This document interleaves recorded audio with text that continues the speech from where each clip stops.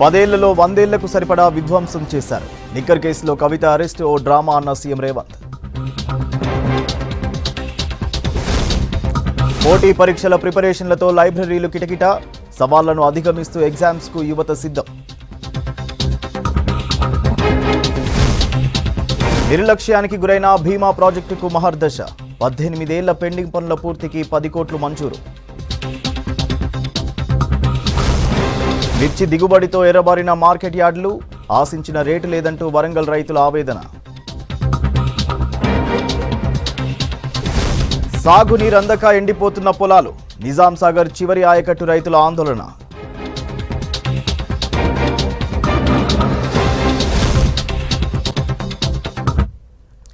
మార్పు కావాలి, కాంగ్రెస్ రావాలనే నినాదంతో రాష్ట్రంలో అధికారంలోకి వచ్చామన్నారు సీఎం రేవంత్ రెడ్డి. రాష్ట్రంలో ప్రజాపాలన వచ్చి రేపటితో 100 రోజులు పూర్తవుతుందన్నారు రేవంత్. 10 ఏళ్ల కేసీఆర్ పాలనలో రాష్ట్రం 100 ఏళ్ల విధ్వంసానికి గురైందని విమర్శించారు. గత సర్కార్ చేసిన చిక్కుముడిని ఒక్కొక్కటిగా విప్పుకుంటూ ముందుకెళ్తున్నామన్నారు. గతంలో సీఎంను చూడడమే భాగ్యం అనుకునే పరిస్థితుల నుంచి ప్రజల సీఎంగా పాలన సాగిస్తున్నామన్నారు సీఎం రేవంత్. ప్రజాపాలన వచ్చి రేపటికి 100 రోజులు పూర్తి చేసుకోబోతున్నాం. ఈ 100 రోజులకు సంబంధించి మీకు అందరికీ తెలుసు, కాంగ్రెస్ పార్టీ ప్రతిపక్షంలో ఉన్నప్పుడు ప్రజల దగ్గరికి వెళ్ళి మార్పు కావాలి, కాంగ్రెస్ రావాలి అని నినాదంతో ప్రజల దగ్గరికి వెళ్ళి మా 6 గ్యారంటీలను ప్రజలకు వివరించి తెలంగాణ రాష్ట్రం ఇచ్చిన పార్టీగా తెలంగాణ ప్రజల యొక్క సమస్యల్ని వింటూ సావధానంగా వాటిని పరిష్కరించడానికి అవసరమైన ప్రణాళికతో ముందుకు వెళ్తామని చెప్పి పూర్తి స్థాయిలో 4 కోట్ల తెలంగాణ ప్రజలకు వివరించి ప్రజల యొక్క ఆమోదం పొంది ప్రజాపాలన ప్రమాణ స్వీకారం చేసినాము. ప్రమాణ స్వీకారం చేసిన రోజు నుంచి ఈ రోజు వరకు ప్రతి నిమిషం ప్రజలకు ఇచ్చిన 6 గ్యారెంటీలను అమలు చేయాలన్న తపన. 10 సంవత్సరాలు చంద్రశేఖరరావు 100 సంవత్సరాలకు సరిపోయేంత విధ్వంసం తెలంగాణను చేసి తెలంగాణను పూర్తిగా అప్పుల ఊబిలో ముంచేసి పరిపాలనను అస్తవ్యస్తంగా తయారు చేయించి రాష్ట్రం యొక్క ఆర్థిక వ్యవస్థను దిగజార్చిండ్రు. మొదటి రోజు నుంచి గత ప్రభుత్వం ఎన్నో చిక్కుముళ్ళు వేస్తే వాటన్నిటిని విప్పుకుంటూ ఒక్కొక్కటి పరిష్కరించుకుంటూ ఈ రోజు వరకు పరిపాలనను ప్రజల వద్దకు తీసుకెళ్ళినాం. గతంలో ముఖ్యమంత్రిని చూడడమే గగనమై ముఖ్యమంత్రి గారి దర్శనమే ఒక భాగ్యం అన్నట్టుగా వ్యవహరిస్తే ఈరోజు నిత్యం ప్రజలలోనే వండుకుంటూ ప్రజల సమస్యలు వినుకుంటూ వాళ్ళ బాధలు వాళ్ళ దుఃఖాన్ని అర్థం చేసుకొని పరిపాలనలో వాటికి పరిష్కారం చూపించే దిశగా మా ప్రభుత్వం పనిచేసింది. నాకు సంపూర్ణమైన సంతృప్తిని కలిగించింది ఈ 100 రోజు పరిపాలన. డిసెంబర్ 7 నాడు మొదలైన పరిపాలన మార్చి 17కు 100 రోజులు పూర్తి చేసుకుంటున్న సందర్భంలో ఈ 100 రోజుల పరిపాలన ప్రజలు మా పట్ల చూపించిన సానుభూతి, మేము గత ప్రభుత్వం సృష్టించిన సమస్యల్ని పరిష్కరించే విధానంలో విఘ్నులు కానీ తెలంగాణలో ఉన్న కవులు కళాకారుల నుంచి మొదలు పెడితే ప్రతి ఒక్కరూ మాతో పంచుకుంటున్న విషయాలను దృష్టిలో పెట్టుకొని నాకు సంపూర్ణమైన సంతృప్తి కలిగించింది 100 రోజుల పరిపాలన. ములుగు జిల్లాలో పర్యటించారు పంచాయతీరాజ్ శాఖ మంత్రి సీతక్క. వెంకటాపూర్ మండలం లక్ష్మీదేవిపేట, బూర్గుపేట గ్రామాల మధ్య ఉన్న బోదర వాగుపై హై లెవెల్ వంతెన నిర్మాణానికి శంకుస్థాపన చేశారు. 1,15,00,000 నిధులతో బ్రిడ్జి నిర్మాణం చేపట్టారు. ఈ కార్యక్రమంలో కాంగ్రెస్ నేతలు, జిల్లా అధికారులు పాల్గొన్నారు.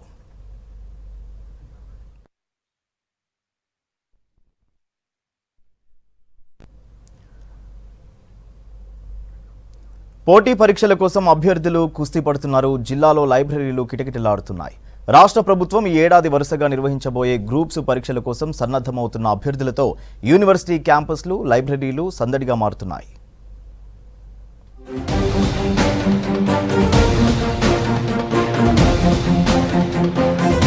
ఉద్యోగ నియామక పరీక్షల కోసం అభ్యర్థులు పోటీ పడుతున్నారు. పోటీ పరీక్షల కోసం సన్నద్ధమవుతున్న యువతతో లైబ్రరీలు కిటకిటలాడుతున్నాయి. మహబూబ్ నగర్ జిల్లాలో లైబ్రరీలు నిత్యం రద్దీగా కనిపిస్తున్నాయి. ప్రధాన గ్రంథాలయాల్లో పోటీ పరీక్షల కోసం ప్రిపేర్ అవుతున్న వారే ఎక్కువగా ఉన్నారు. ఉదయం 7 గంటల నుంచే లైబ్రరీలకు యువతి యువకులు క్యూ కడుతున్నారు.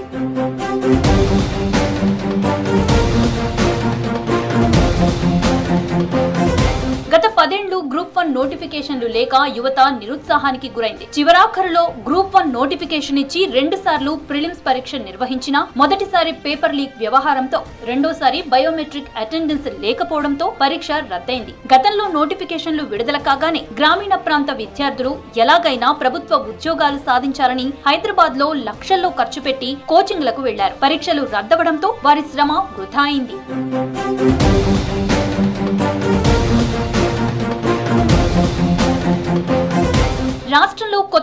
ఏర్పడిన రేవంత్ సర్కార్ పుణ్యమా అని 563 పోస్టులకు జూన్ 9న గ్రూప్ 1 ప్రిలిమ్స్, అక్టోబర్ 21 నుంచి మెయిన్స్ పరీక్షలు జరగనున్నాయి. 783 పోస్టులకు ఆగస్టు 7, 8 తేదీల్లో గ్రూప్ 2 పరీక్షలు, 1388 పోస్టులకు నవంబర్ 17, 18 తేదీల్లో గ్రూప్ 3 పరీక్షలు జరగనున్నాయి. 2734 గ్రూప్ స్థాయి ఉద్యోగ నియామకాలను ఈ ఏడాదిలోగా భర్తీ చేయాలని ప్రభుత్వం సంకల్పించింది. గతంలో కంటే ఎక్కువగా పోస్టులు పెంచుతూ రాష్ట్ర ప్రభుత్వం విడుదల చేసిన నోటిఫికేషన్లు దృష్టిలో ఉంచుకుని నిరుద్యోగ యువత పోటీ పరీక్షలకు సిద్ధమవుతున్నారు.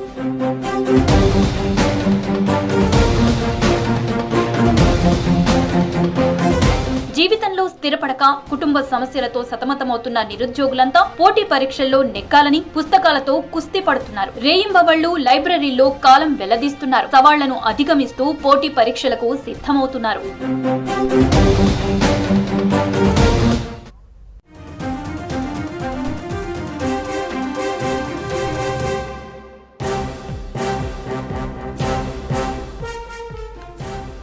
ఎన్నికల షెడ్యూల్ రిలీజ్ కావడంతో భారీ ప్రచారాలకు ప్లాన్ చేసింది హస్తం పార్టీ.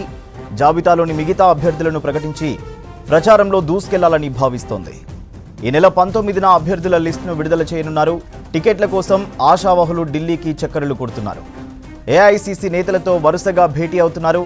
తన సతీమణి టికెట్ కోసం జగ్గారెడ్డి సీరియస్గా ప్రయత్నాలు చేస్తున్నారు. ఈ మేరకు ఢిల్లీ వెళ్లిన ఆయన రాహుల్తో భేటీ అయ్యారు. పెండింగ్లో ఉన్న 13 స్థానాలకు అభ్యర్థులను ప్రకటించగానే ఎన్నికల రణరంగంలోకి దూకనుంది కాంగ్రెస్. ఇక ఇప్పటికే ప్రజా దీవెన సభలతో ముమ్మర ప్రచారం చేస్తున్న రేవంత్ మరిన్ని సభలు నిర్వహించేందుకు కసరత్తు చేస్తున్నారు.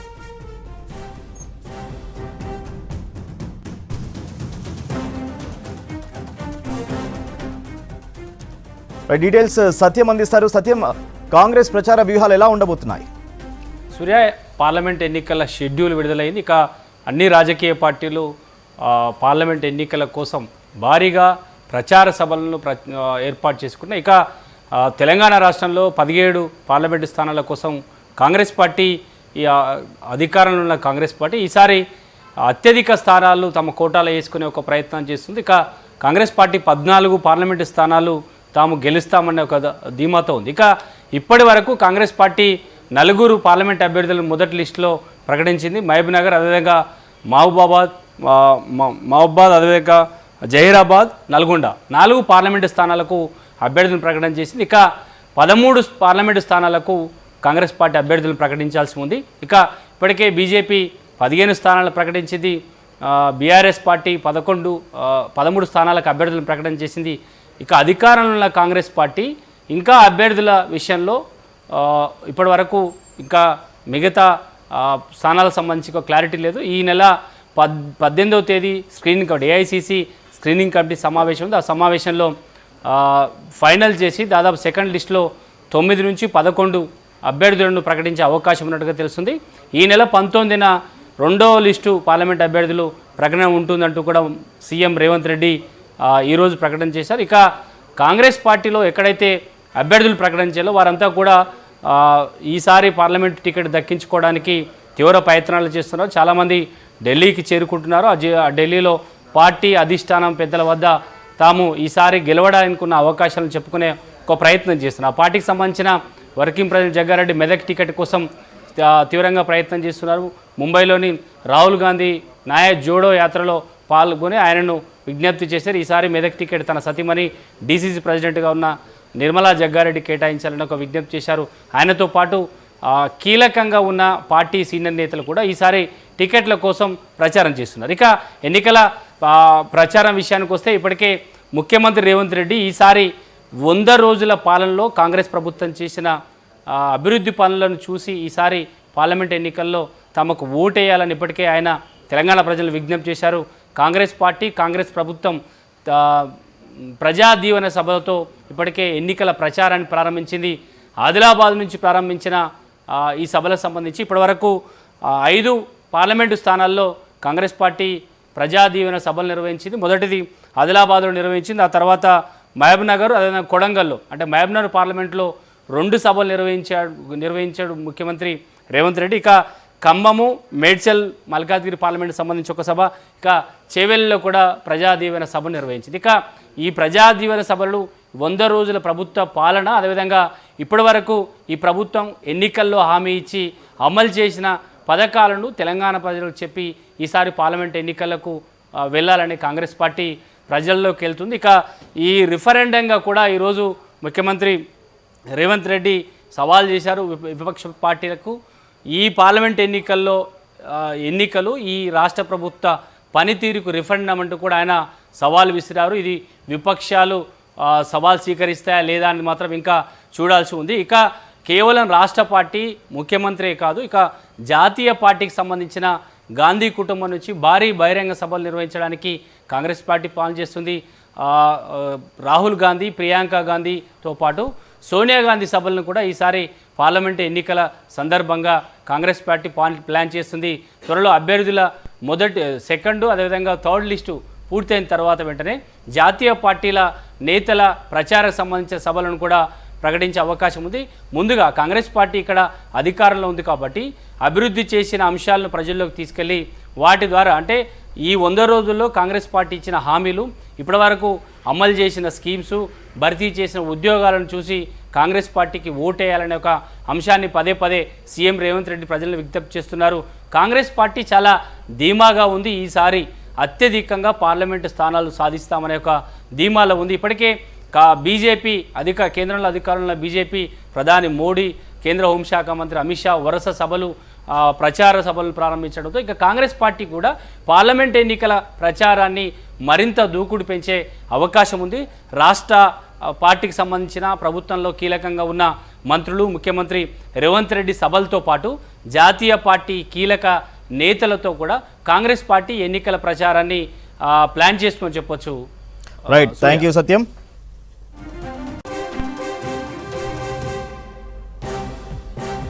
12 ఎంపీ సీట్లను టార్గెట్ చేసిన బీజేపీ ప్రచారం ముమ్మరం చేసింది. దీనికోసం గత డిసెంబర్ 28 నుంచే గ్రౌండ్ వర్క్ మొదలుపెట్టింది. 17 పార్లమెంటు సెగ్మెంట్లలో 5400 కిలోమీటర్లు విజయ సంకల్ప యాత్రను కొనసాగించింది. మన మోదీ ప్రశ్నిస్తున్న తెలంగాణ పేర్లతో డిజిటల్ క్యాంపెయిన్ను నిర్వహిస్తోంది. ప్రచారం కోసం అగ్రనేతలు తెలంగాణ బాట పట్టారు. 15, 16 తేదీల్లో తెలంగాణలో పర్యటించిన మోదీ 18న మరోసారి రానున్నారు. 12న అమిత్ షా వచ్చి social media teams, polling booth కమిటీల అధ్యక్షులతో సమావేశమయ్యారు.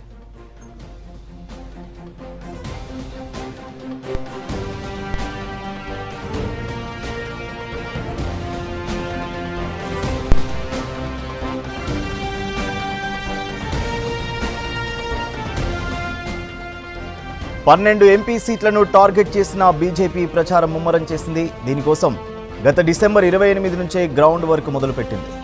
17 పార్లమెంటు సెగ్మెంట్లలో 5400 కిలోమీటర్లు విజయ సంకల్ప యాత్రను కొనసాగించింది. మన మోదీ ప్రశ్నిస్తున్న తెలంగాణ పేర్లతో డిజిటల్ క్యాంపెయిన్ను నిర్వహిస్తోంది. ప్రచారం కోసం అగ్రనేతలు తెలంగాణ బాట పట్టారు. 15, 16 తేదీల్లో తెలంగాణలో పర్యటించిన మోదీ 18న మరోసారి రానున్నారు. 12న అమిత్ షా వచ్చి social media teams, polling booth కమిటీల అధ్యక్షులతో సమావేశమయ్యారు.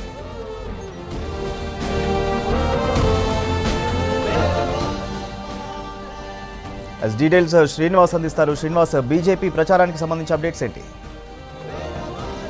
మిగతా రాజకీయ పార్టీల కంటే ముందుగానే భారతీయ జనతా పార్టీ పార్లమెంట్ ఎన్నికల మీద చాలా సీరియస్గా ఫోకస్ పెట్టింది.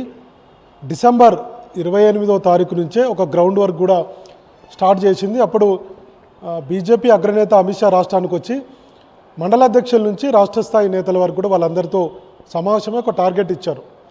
12, అప్పుడు 10 చెప్పారు, తర్వాత 12 సీట్లు టార్గెట్గా పెట్టుకుంది. సో మొత్తానికి 12 సీట్ల ఎంపీ సీట్ల టార్గెట్ తోటి పనిచేయాలి. మొత్తం 30% మేర ఓట్లు వచ్చే విధంగా చూడాలన్నట్టు ఒక టార్గెట్ ఇచ్చారు. ఆ టార్గెట్ ప్రకారం భారతీయ జనతా పార్టీ వరుసగా కార్యక్రమాలు చేస్తూ వస్తుంది. అందులో భాగంగానే ఈ మధ్యనే విజయ సంకల్ప యాత్ర పేరుతోటి దాదాపుగా 5400 కిలోమీటర్ల మేర రథయాత్రలు చేసింది. దీనికి బీజేపీ పాలిత ముఖ్యమంత్రులు వచ్చారు, అట్లనే బీజేపీ జాతీయ నేతలు వచ్చారు, రాష్ట్ర నేతలు, వీళ్ళందరూ కలిసి 17 పార్లమెంటు నియోజకవర్గాలను క్లస్టర్లుగా ఏర్పాటు చేసుకొని పెద్ద ఎత్తున రథయాత్ర కార్యక్రమాలు కూడా నిర్వహించింది. ఆ తర్వాత మన మోదీ పేరుతోటి డిజిటల్ క్యాంపెయిన్ చేస్తుంది. కాంగ్రెస్ ప్రభుత్వం 6 గ్యారెంటీలు ఎప్పుడు అమలు చేస్తుంది అనేటువంటి విషయం మీద ప్రశ్నిస్తున్న తెలంగాణ పేరుతోటి అదొక క్యాంపెయిన్ చేస్తుంది. దీంతోపాటు ఇక మొత్తంగా ఒక గ్రౌండ్లోకి వెళ్ళేందుకు, ప్రజలకు నిత్యం అందుబాటులో ఉండేందుకు అన్ని కార్యక్రమాలు చేపట్టింది. ముఖ్యంగా బీజేపీ మేనిఫెస్టో ఒకటి తయారు చేస్తుంది మొత్తం నేషనల్ వైడ్గా. సో దీనికి సంబంధించి ప్రజల నుంచి సలహాలు సూచనలను స్వీకరించేందుకు ఒక సలహాలు సూచనల బాక్సులను కూడా ఇప్పటికే అన్ని మండల కేంద్రాలకు పంపించింది. ఇంకోవైపు ప్రధానమంత్రి నరేంద్ర మోడీతోటి 2 బహిరంగ సభలు నిర్వహించింది. అందులో ఒకటి ఆదిలాబాద్లో ఒక బహిరంగ సభ, అట్లనే సంగారెడ్డిలో ఒక బహిరంగ సభ.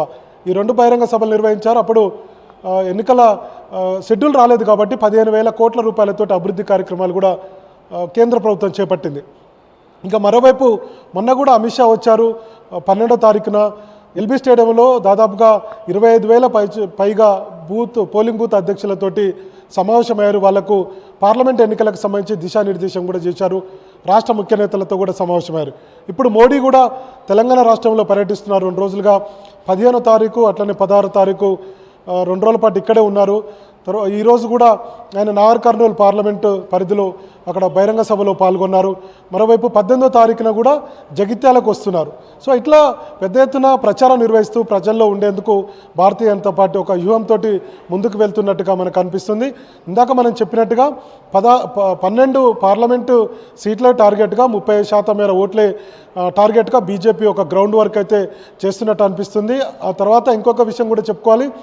మొత్తం తెలంగాణలో 17 పార్లమెంటు సీట్లు ఉంటే ఇప్పటివరకు భారతీయ జనతా పార్టీ 15 టికెట్లను కూడా ప్రకటించింది. ఇక 2 టికెట్లు మిగిలి ఉన్నాయి. అందులో ఒకటి ఖమ్మం, మరొకటి వరంగల్. ఈ 2 టికెట్లను కూడా ప్రకటిస్తే భారతీయ జనతా పార్టీ మొత్తం అన్ని టికెట్లను ప్రకటించినట్టుగా మనం అర్థం చేసుకోవచ్చు. అంటే కొంత దూకుడుగానే ఉంది ప్రచారం విషయంలో అనేది మనకు అర్థమవుతుంది. ఇక మరోవైపు కొంత అసంతృప్తులు కూడా భారతీయ జనతా పార్టీలో ఈ మధ్య కాలంలో ఒక కనపడని అసంతృప్తి వ్యక్తమవుతుంది బీజేపీలో. ముఖ్యంగా ఏంటంటే వలస నేతలకు దాదాపుగా 6 నుంచి 7 వరకు భారతీయ జనతా పార్టీలు ఇప్పుడు ఇచ్చినటువంటి టికెట్లలో ఎక్కువ ఇతర పార్టీలు అంటే ముఖ్యంగా బీఆర్ఎస్ నుంచి వచ్చిన వాళ్ళకే ప్రాధాన్యత ఇచ్చారనేది భారతీయ జనతా పార్టీలో ఉన్నటువంటి చాలామంది సీనియర్ నేతలు అసంతృప్తి వ్యక్తం చేస్తున్నారు. ఒక నివురుగప్పిన నిప్పులాగా భారతీయ జనతా పార్టీలో ఉంది. అది ఖచ్చితంగా వచ్చే పార్లమెంట్ ఎన్నికల్లో ప్రచారం మీద కానీ అట్లనే పోలింగ్ మీద కానీ ఎఫెక్ట్ పడేటువంటి అవకాశాలు అయితే ఉన్నాయి.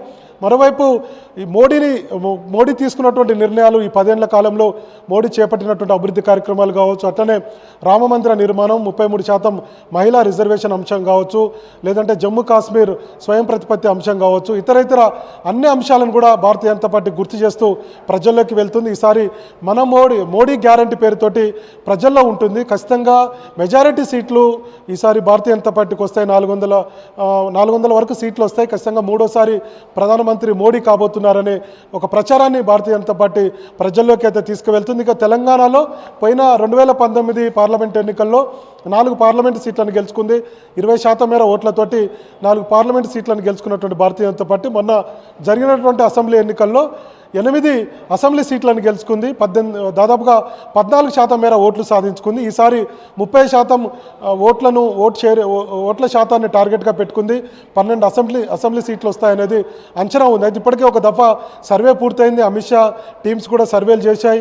సో మనకు ఉన్నటువంటి సమాచారం ఆఫ్ ది రికార్డులో నేతలు చెప్తున్నటువంటి సమాచారం ప్రకారం 6 పార్లమెంటు సీట్లను ఇప్పటికే గెలుస్తామంటున్నారు. ఇంకా సమయం చాలా ఉంది. 56 రోజుల పాటు పోలింగ్కు సమయం ఉంది. కాబట్టి ఈలోపు పెద్ద ఎత్తున ప్రచారం నిర్వహించి ప్రజల్లో ఉండాలనుకుంటుంది భారతీయ జనతా పార్టీ. అందులో భాగంగానే జాతీయ నేతలను మరోసారి మోడీ రాష్ట్రానికి వస్తారని చెప్తున్నారు. ఇంకొక వైపు బీజేపీ అగ్రనేత అమిత్ షా కూడా రాష్ట్రానికి రాబోతున్నారు. తర్వాత బీజేపీ పాలిత ముఖ్యమంత్రులు, జాతీయ నేతలు మొత్తం కూడా తెలంగాణలో ప్రచారం నిర్వహించి పెద్ద ఎత్తున ప్రచారాన్ని హోరెత్తించి మెజారిటీ సీట్లు సాధించాలనేటువంటి ఒక ఆలోచనతో భారతీయ జనతా పార్టీ గ్రౌండ్లోకి వెళ్తుంది. సరే చూడాలి. మొన్ననే నిన్న రోడ్ షో జరిగింది మల్కాజ్గిరిలో. చాలా పెద్ద ఎత్తున ఆ రోడ్ షో సక్సెస్ అయింది. దీంతో భారతీయ జనతా పార్టీ శ్రేణులంతా కూడా హ్యాపీగా ఉన్నారు. మోడీ సభలు అన్ని సక్సెస్ కావడం. సో ఖచ్చితంగా భారతీయ జనతా పార్టీ వైపు ఈ పార్లమెంట్ ఎన్నికల్లో ప్రజలు ఉన్నారనేటువంటిది భారతీయ జనతా పార్టీకి అందుతున్నటువంటి సంకేతాలు. కాబట్టి ఖచ్చితంగా దాదాపుగా 10 నుంచి 12 సీట్లు గెలుస్తామనేటువంటి ఒక ధీమాతో భారతీయ జనతా పార్టీ నేతలైతే ఉన్నారు. మరి చూడాలి. ఒకవైపు ప్రచారం నిర్వహిస్తున్నారు, మరోవైపు మోడీ చేపట్టినటువంటి అభివృద్ధి సంక్షేమ కార్యక్రమాలు తీసుకున్న నిర్ణయాలను ప్రజల్లోకి తీసుకువెళ్తున్నారు. మరి ప్రజలు నుంచి భారతీయ జనతా పార్టీకి ఏ మేరకు మద్దతు లభిస్తుంది అనేది భవిష్యత్తులో చూడాల్సినటువంటి అవసరం ఉంది. Surya. Right, thank you Srinivas.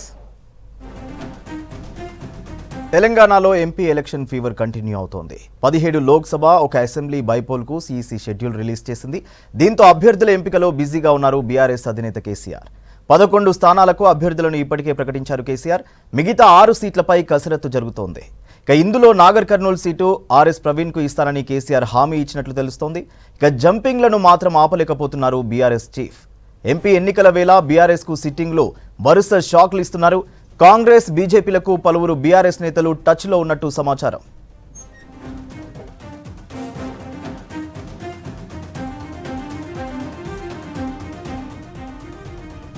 Details Sharif అందిస్తారు. షరీఫ్, ఎలక్షన్ సన్నద్ధంలో బీఆర్ఎస్ సిచ్యువేషన్ ఏంటి?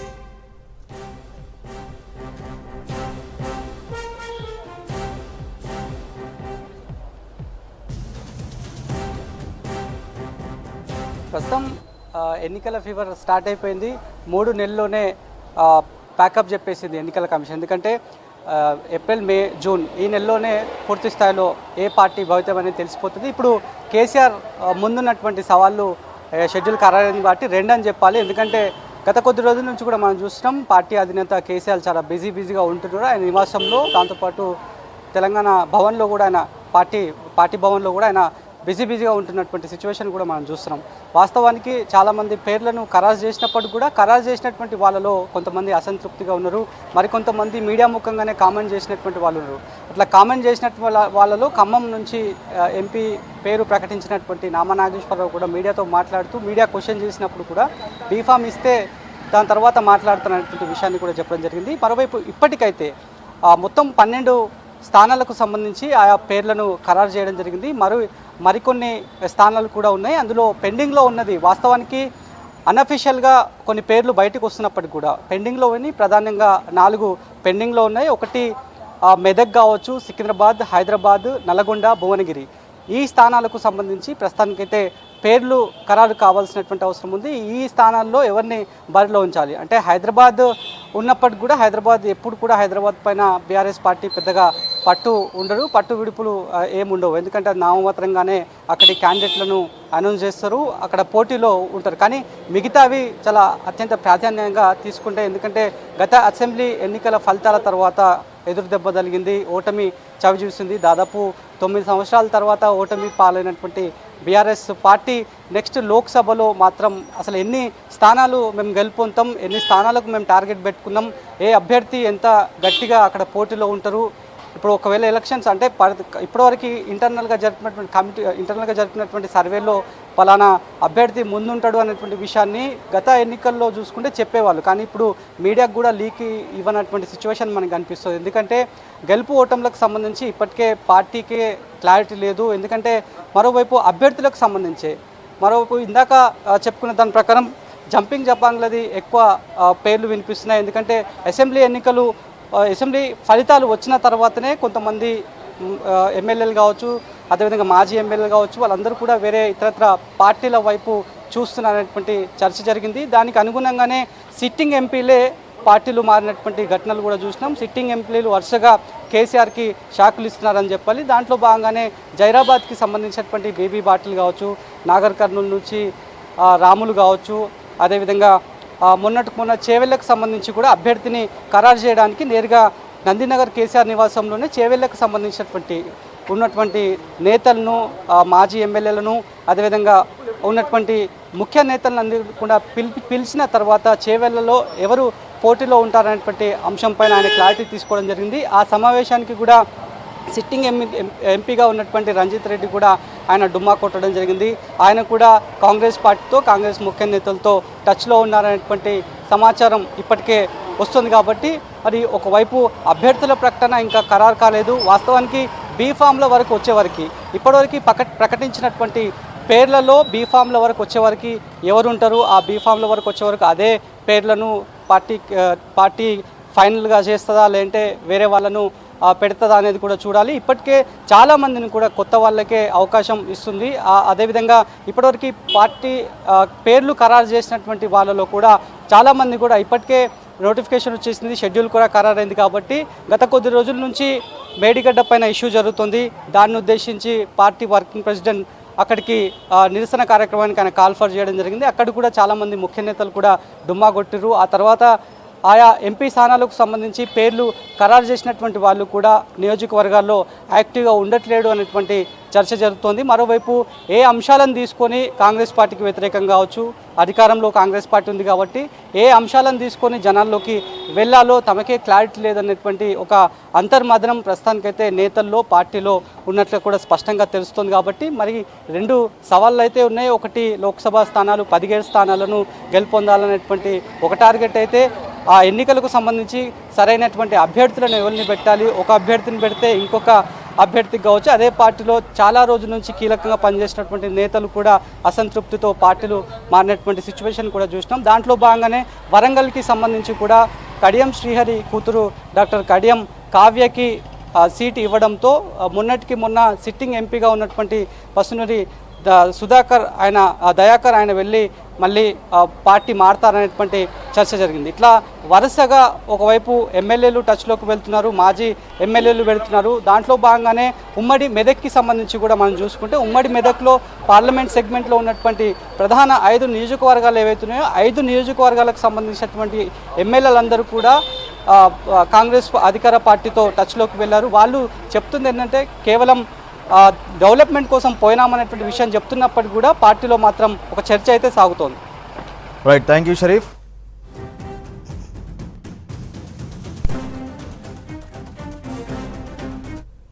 భద్రాచలం ఎటపాక పోలీస్ స్టేషన్ పరిధిలో 15 ఇసుక లారీలను నిలిపివేశారు పోలీసులు, రెవెన్యూ అధికారులు. సుమారు 200 లారీలతో తూరుబాక నుంచి హైదరాబాద్కు ఇసుక రవాణా చేస్తున్నారన్నారు. కొన్ని లారీలకు రోడ్డు పర్మిట్ లేదన్నారు. ఆంధ్రప్రదేశ్, తెలంగాణ రాష్ట్రాల మధ్య ఇంటర్ స్టేట్ పర్మిషన్ లేకుండా కూడా ఇసుక ట్రాన్స్పోర్ట్ చేస్తున్నారని అధికారులు తెలిపారు.